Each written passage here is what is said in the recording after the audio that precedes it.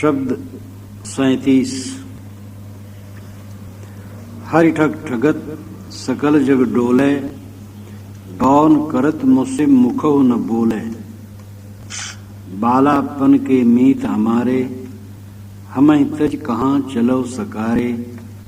तुम्हें पुरुष मैं नारी तुम्हारी, तुम्हारी चाल पाहन होत भारी।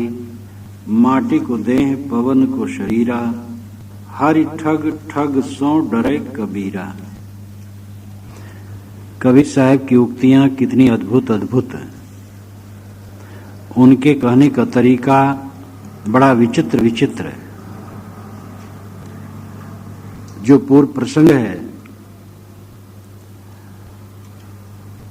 हरि को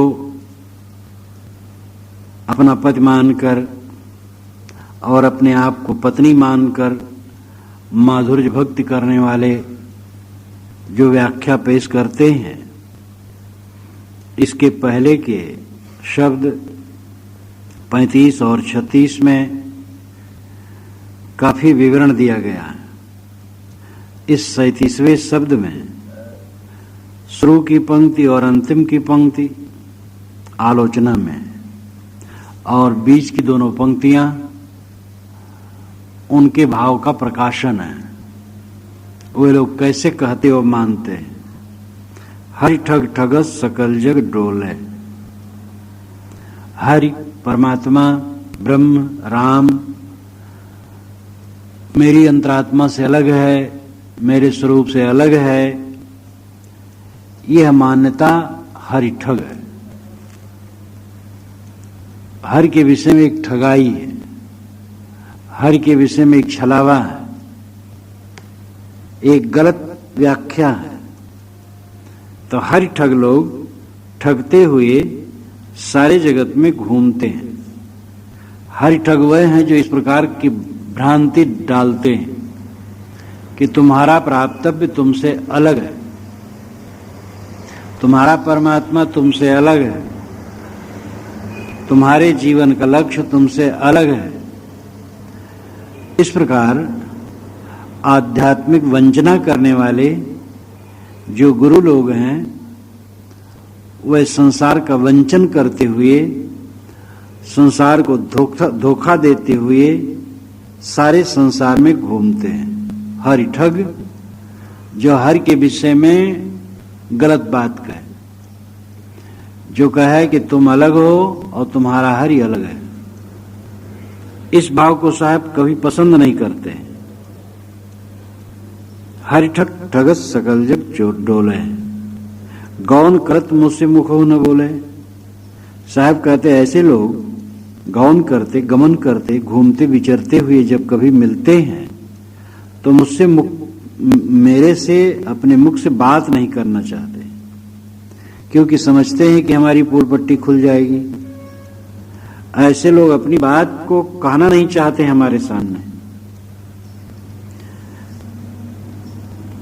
बृहदारण्यक उपनिषद में कहा गया है कि जो मानता है कि देव अलग है, मैं अलग हूं, वो देवताओं का पशु है। वास्तविकता यह है कि परम देव ये जीव ही है, आत्मा ही है। बालापन के मीत हमारे, हमें तज कहाँ चलो सकारे। माधुर्य भक्ति करने वाले, ईश्वर को अलग मान करके कल्पना पेश करने वाले लोग कहते हैं कि हे परमात्मा, आप हमारे बालापन के मीत हो। गर्भ में जब मैं था तभी तुमने मुझे संभाला, हमें तज कहाँ चले सकारे। हमको छोड़ करके तुम कहाँ चले गए। सकारे नाम सुबह, सुबह नहीं जल्दी, यानी बहुत जल्दी तुम हमें छोड़ करके कहाँ चले गए। तुम्हें पुरुष मैं ना तुम्हारी, तुम हमारे पति हो, मैं तुम्हारी पत्नी हूं।